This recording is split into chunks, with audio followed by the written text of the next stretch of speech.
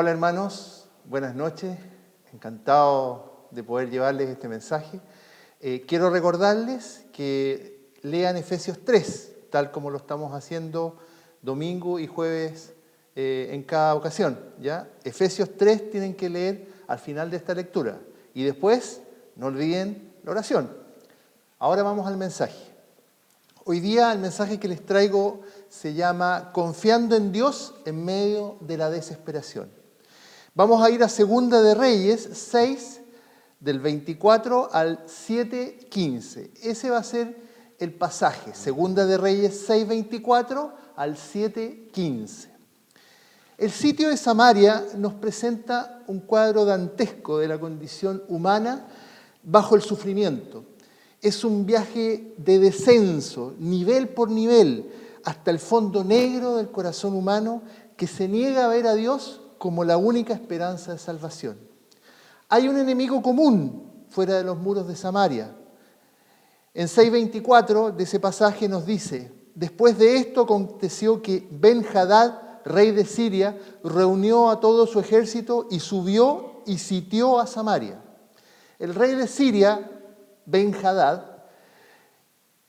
significa el hijo del dios Hadad. Era como un título honorífico, no es el nombre del rey, sino que significa como el primer ciudadano o la primera dama, ¿ya?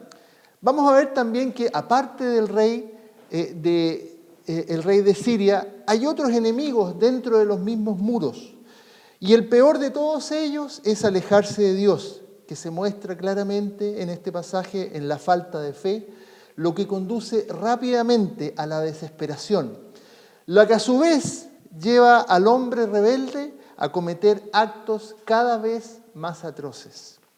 El sitio es una táctica de batalla que consiste en rodear una ciudad y cortar todos los abastecimientos para que los asediados se vean obligados a rendirse por falta de comida o agua.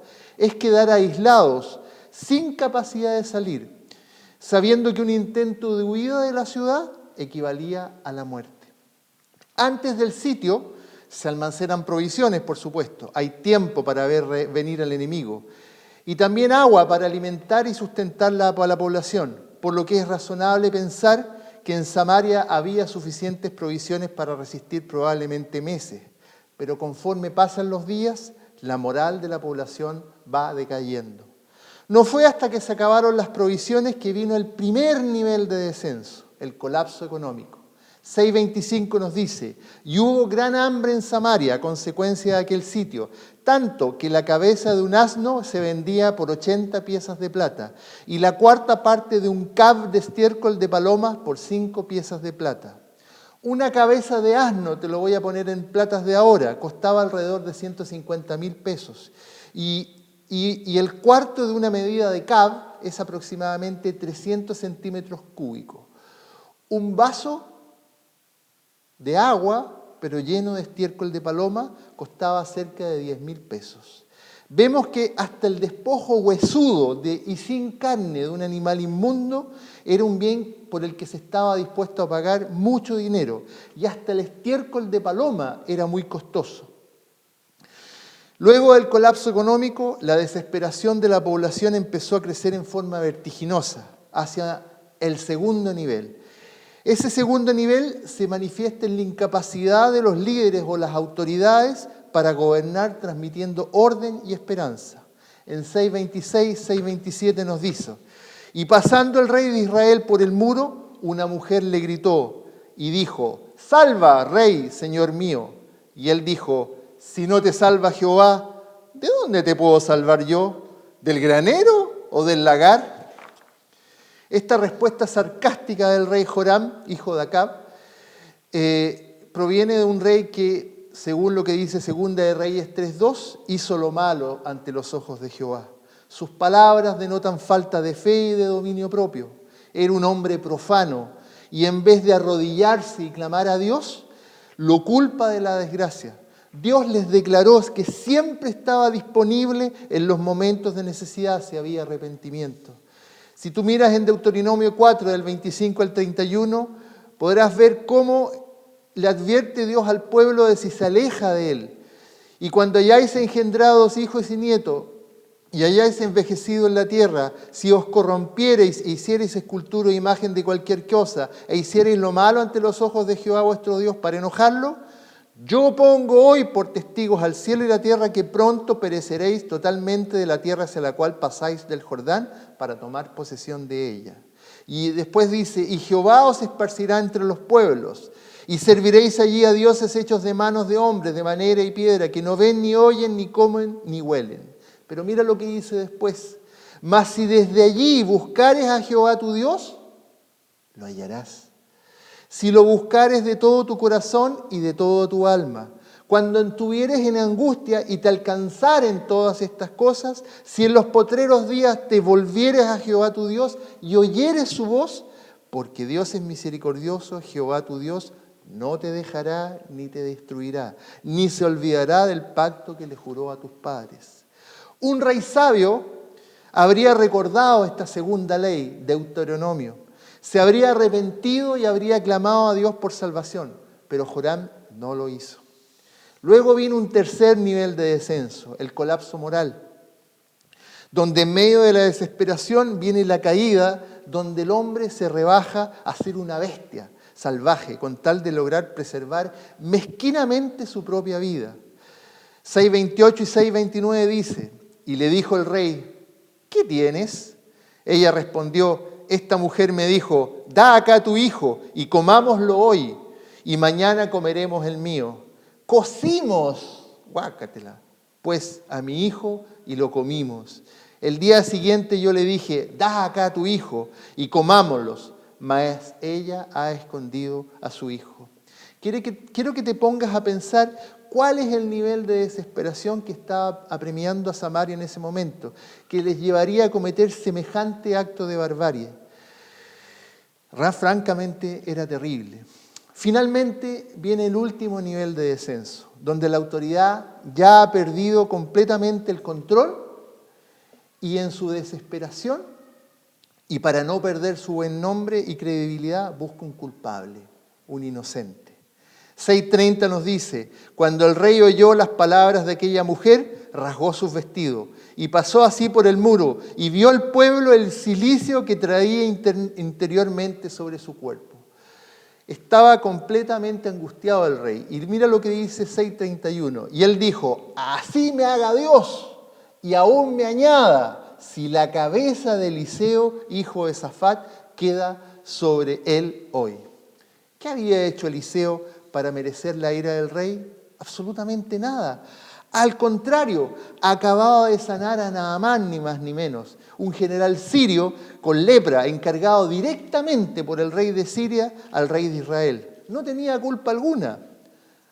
Ahora bien, déjame preguntarte, querido hermano, amigo que estás en la casa, aislamiento, colapso económico, incapacidad de la autoridad y credibilidad por parte de ella. La palabra culpable, ¿no te suena conocido? Es la historia de Chile en estos últimos 6 meses y el mundo está en una situación parecida. Estamos aislados, asustados, con provisiones aún, pero sitiados por un enemigo invisible. Hoy el rey que nos asedia se llama COVID-19 y en Chile le precedió otro rey que se llamaba estallido social. Ambos nos siguen amenazando como sociedad y nos obligan a aislarnos en casa. Salir de nuestras casas podría significar contagio y en los peores casos la muerte. Estamos sitiados en nuestras pequeñas Samarias, donde no ha llegado el momento aún en que las provisiones se acaben. No tenemos certeza de que las cadenas de abastecimiento van a seguir operando y que llenaremos nuestras despensas con alimentos que nos permitan subsistir mientras dura la crisis. Además, al igual que los habitantes de Samaria, sabemos que la situación va a empeorar antes que mejorar. Sabemos que viene el invierno y el ataque de este enemigo empeorará, cobrando más víctimas. ¿Estaremos entre ellas? Son las preocupaciones que tenemos. ¿Qué iba a pasar luego con el famoso estallido social? ¿Cómo saldremos de estas? Y si salimos, ¿cuán pobres y desdichados vamos a ser? No sabemos qué va a pasar. Pero en medio de esa angustia y esa esperanza, como una luz que alumbra en la oscuridad, aparece la tranquilidad y la esperanza del verdadero creyente. Eliseo es un cuadro del creyente maduro. Está en control. Y mira, lo pillamos orando junto con los ancianos. 6:32. Y Eliseo estaba sentado en su casa y con él estaban sentados los ancianos. La palabra ancianos denota a los dirigentes dentro del pueblo, aquellos que preferían oír la voz de sabiduría de este hombre de Dios que a un rey profano. Y el rey, dice la palabra en mismo 32, dice, y el rey envió a él un hombre, mas antes que el mensajero viniese a él, dijo él a los ancianos, ¿no habéis visto cómo este hijo de homicida, y aquí se refiere a su padre, el padre de Joram era ni más ni menos que Acab, un rey terrible, envía a cortarme la cabeza? Mirad pues, y cuando viniera el mensajero, cerrad la puerta e impedirle la entrada. ¿No se oye tras él el ruido de los pasos de su amo? 6:33 dice, aún estaba él hablando con ellos y aquí el mensajero que descendía a él y dijo, ciertamente este mal viene de Jehová. ¿Para qué he de esperar más a Jehová? Al séquito del rey que venía a acusarle les contesta mediante una profecía, con toda seguridad y confianza, pues había clamado a Dios y Dios le había contestado. Mira la respuesta de Eliseo en 7:1. Dijo entonces Eliseo, oíd palabra de Jehová. Así dijo Jehová, mañana a estas horas valdrá el seah de flor de harina 1 siclo y 2 seah de cebada 1 siclo, a la puerta de Samaria. Profetiza Eliseo una recuperación económica. 12 litros de flor de harina por 2.000 pesos. Y 24 litros de cebada por 2.000 pesos. Por supuesto, ningún miembro del séquito del rey le creyó. Esto lo vemos en la respuesta sarcástica que le dieron. 7:2 dice, y un príncipe sobre cuyo brazo el rey se apoyaba respondió al varón de Dios y dijo, si Jehová hiciese ahora ventanas en el cielo, ¿sería esto así? Pero Eliseo estaba tan seguro de la palabra de Dios cuando dijo, así dijo Jehová, que le replicó con una segunda profecía. Y él dijo, he aquí tú lo verás con tus ojos, mas no comerás de ella. Al igual que Eliseo, los creyentes que tenemos fe, confiamos en el Señor, en su auxilio y en su provisión. Y Él trae todo lo que necesitamos, ni antes ni después, sino que en el momento justo. Él bendice no solo a quienes claman a Él, sino también a los rebeldes que se ven beneficiados por esa providencia. Acuérdate lo que dice Mateo en 5, 44, 45. Pero yo digo, amad a vuestros enemigos, bendecid a los que os maldicen, haced bien a los que os aborrecen y orad por los que os ultrajan y os persiguen, para que seáis hijos de vuestro Padre que está en el cielo, que hace salir su sol sobre malos y buenos y que hace llover sobre justos e injustos. Dios en su providencia provee para todos. Además, lo hace de maneras creativas y a veces humillantes a los ojos de los soberbios, ya que en el cumplimiento de su palabra emplea los más inesperados medios. Escoge como mensajeros ni más ni menos que a 2 leprosos sin esperanza que estaban atrapados en medio de la batalla. En 7:3 al 5 dice, había a la entrada de la puerta 4 hombres leprosos, los cuales dijeron el uno al otro, ¿para qué nos estamos aquí hasta que muramos? Si tratáremos de entrar en la ciudad, por el hambre que hay en la ciudad, moriremos en ella. Y si nos quedamos aquí, también moriremos. Vamos pues ahora y pasemos al campamento de los sirios. Si ellos nos dieren la vida, viviremos. Y si nos dieren la muerte, moriremos. Se levantaron pues al anochecer para ir al campamento de los sirios. Y llegando a la entrada del campamento de los sirios, no había allí nadie. Siempre Jehová también va a intervenir. No solamente usa los mensajeros más inesperados, sino que también Él interviene. Y Él interviene de una manera increíble acá. En 7:6 y 7:7 lo podemos ver. Porque Jehová había dicho que en el campamento de los sirios se oyese estruendo de carros, ruido de caballo y estrépito de gran ejército. Y se dijeron unos a otros, he aquí el rey de Israel ha tomado a sueldo contra nosotros a los reyes de los heteos y a los reyes de los egipcios, para que vengan contra nosotros. Y así se levantaron y huyeron al anochecer, abandonando sus tiendas, sus caballos, sus asnos y el campamento como estaban. Y habían huido para salvar sus vidas. Los leprosos aprovecharon felices esta bendición que el Señor les había dado gratuitamente. En 7:8 dice, cuando los leprosos llegaron a la entrada del campamento, entraron en una tienda y comieron y bebieron, y tomaron de allí plata, oro y vestidos, y fueron y los escondieron, y vueltos, entraron en otra tienda, y de allí también tomaron y fueron y lo escondieron. Pero algo siempre molesta al que sabe hacer lo bueno, pero no lo hace. La conciencia. Del 7:9 y 7:10 nos dice, luego se dijeron el uno a otro, no estamos haciendo bien. Hoy es día de buena nueva y nosotros callamos. Y si esperamos hasta el amanecer, nos alcanzará nuestra maldad. Vamos pues ahora, entremos y demos la nueva en casa del rey. Vinieron pues y gritaron a los guardias de la puerta de la ciudad y les declararon diciendo, nosotros fuimos al campamento de los sirios y he aquí que no había allí nadie, ni voz de hombre, sino caballos atados, asnos también atados y el campamento intacto. El sufrimiento de muchos aún no se había acabado y el de ellos estaba siendo ampliamente compensado. Su egoísmo les retumbó y decidieron hacer lo correcto y avisar a la ciudad. 7:11 nos señala que los porteros gritaron y lo anunciaron dentro en el palacio del rey, pero la autoridad, fíjate, seguía desconfiando aún. Y se levantó el rey de noche y dijo a su siervo, yo os declararé lo que nos han hecho los sirios.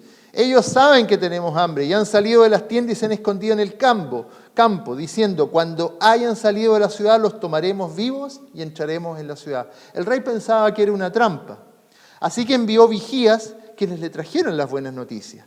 En 7:13 dice, entonces respondió uno de los siervos y dijo, toma ahora 5 de los caballos que han quedado en la ciudad, porque los que quedan acá también perecerán como toda la multitud de Israel que ya ha perecido, y enviemos y veamos qué hay.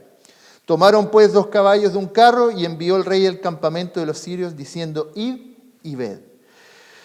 Y ellos fueron y los siguieron hasta el Jordán, y he aquí que todo el camino estaba lleno de vestidos y enseres que los sirios habían arrojado por la premura, y volvieron los mensajeros y lo hicieron saber al rey. Y la primera profecía de Eliseo se cumplió, y entonces el pueblo salió y saqueó el campamento de los sirios, y fue vendido 1 seah de flor de harina por 1 siclo, y 2 seah de cebada por 1 siclo, conforme a la palabra de Jehová. Pero también se cumplió la segunda profecía. Y el rey puso a la puerta a aquel príncipe sobre cuyo brazo él se apoyaba y lo atropelló el pueblo a la entrada y murió, conforme a lo que había dicho el varón de Dios cuando el rey descendió a él. Aconteció pues de la manera que el varón de Dios había hablado al rey, diciendo, 2 seah de cebada por 1 siclo y el cebada de flor de harina será vendido por 1 siclo mañana a estas horas a la puerta de Samaria. A lo cual aquel príncipe había respondido al varón de Dios diciendo, si Jehová hiciese ventanas en el cielo, ¿podría suceder esto? Sarcásticamente lo dijo. Y él dijo, he aquí tú lo verás con tus ojos, mas no comerás de ello. Ese príncipe no pudo disfrutar por su falta de fe de la providencia del Señor. Y le sucedió así porque el pueblo le atropelló a la entrada y murió. Así, el desastre se convirtió en bendición por la mano de Dios, mediante el anuncio profético de Eliseo, su intervención directa y por el anuncio de cumplimiento de esa profecía por parte de unos simples leprosos. ¿Qué podemos aprender, hermanos, de este cuadro que nos pinta la palabra de Dios para nuestras vidas hoy? Primero, hermanos, lo que tenemos que recordar es que esta pandemia que vivimos no es la primera ni la última que viviremos. Así como los problemas que enfrentamos en la vida no terminarán después de este sitio que estamos viviendo. Vendrán otros sitios. Segundo, recordar que hay varias formas de enfrentar estas crisis. Una forma es aquella como el mundo, y entendiendo el mundo como el sistema de cosas en el que vivimos como sociedad, la enfrenta. ¿Y cómo la enfrenta? Con confusión, con mala fe, con mentiras, con acusaciones, con aprovechamiento político, con sarcasmo y con impiedad. Todas esas cosas estamos viendo nosotros alrededor no solamente de nuestros dirigentes de oposición y de gobierno, sino que también en gobiernos de afuera, en grandes países que se supone que tienen estos sistemas ya mucho más desarrollados. Otra forma es escuchar y confiar en Dios, tal como lo hacen los ancianos de Samaria, reunidos en torno a la sabiduría de Eliseo, que la recibe directamente de la palabra de Dios. Así dijo Jehová. La palabra de Dios siempre nos promete ayuda si es que tenemos fe, que es confianza, clamamos a Él y escuchamos la voz de Él. Fe, confianza, clamor y escucha. Fe o confianza, si tú prefieres. El rey y la mujer y el príncipe no tenían confianza en Dios y su salvación. En vez de poner pie a tierra y clamar a Jehová, proceden a cometer un crimen atroz y a culpar a un inocente de su desgracia. Qué triste. Recuerda que la Biblia dice algo muy claro acerca de la fe. Busque Hebreos 11:6, por favor. ¿Qué dice Hebreos 11:6 acerca de la fe? ¿Estás ahí? Bueno, no me puedes contestar, así que espero que estés ahí. Hebreos 11:6 dice, pero sin fe, ¿qué es? Es imposible agradar a Dios, porque es necesario que el que se acerca a Dios crea que le hay y que es galardonador de los que le buscan. Lo segundo, clamor. La aflicción siempre tiene solución según la palabra de Dios. Santiago 5:13. ¿Está alguno entre vosotros afligido? Haga oración. ¿Está alguno alegre? Canta alabanzas. Al igual que Eliseo, hoy día es tiempo de orar como David lo hace en el Salmos 25:16. Mírame y ten misericordia de mí, porque estoy solo y afligido, aislado y angustiado. También tenemos que escuchar su voz. Este pasaje nos enseña a aumentar nuestra fe por medio de la palabra de Dios. Romanos 10:17 dice, así que la fe es por el oír y el oír por la palabra de Dios.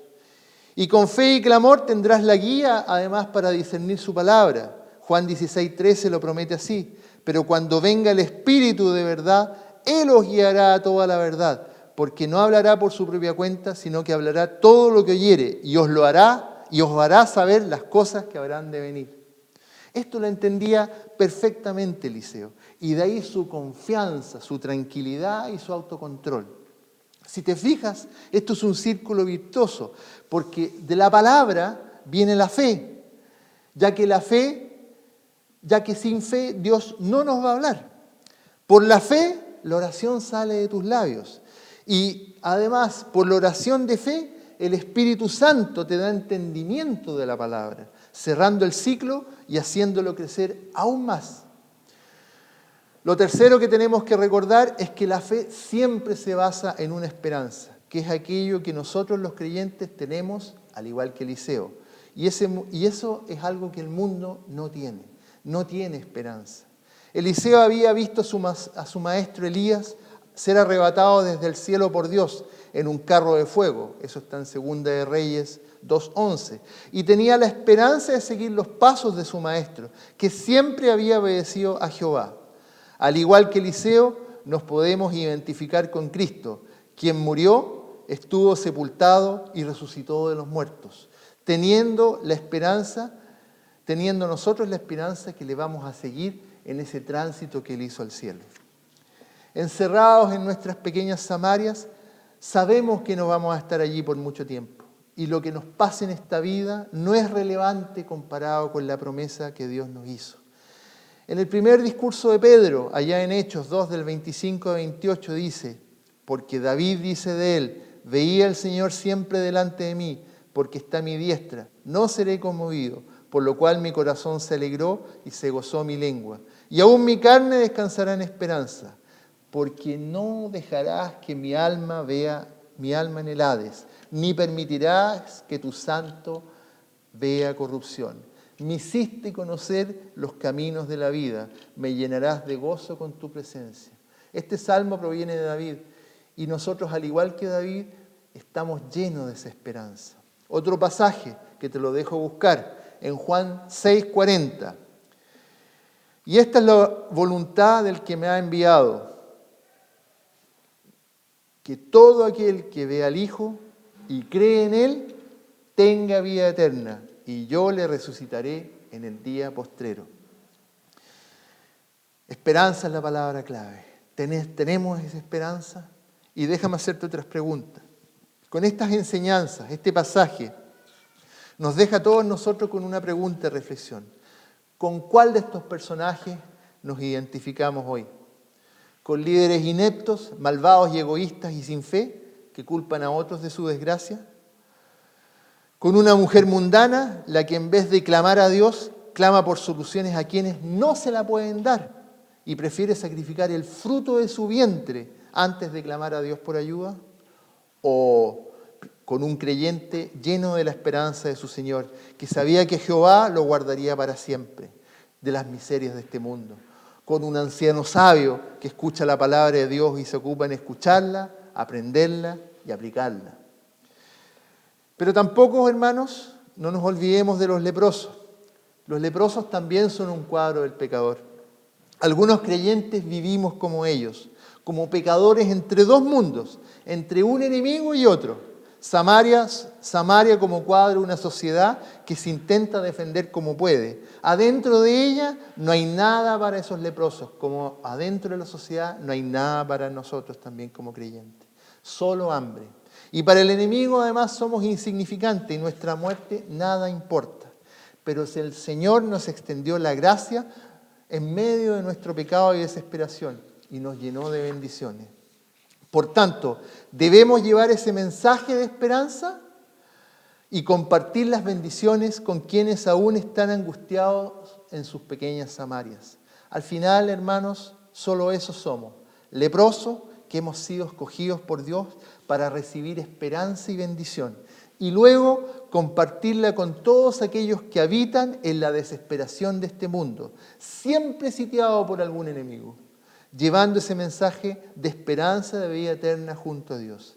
Si no te identificas, hermano, tú me estás escuchando, amigo, si aún no te identificas aún con Cristo, para acceder a esta esperanza, clama a Dios por ella, arrepintiéndote de tus pecados, alejándote de ellos y abrazando a un nuevo Señor y a su familia, que somos todos nosotros los creyentes, que te acompañaremos por siempre.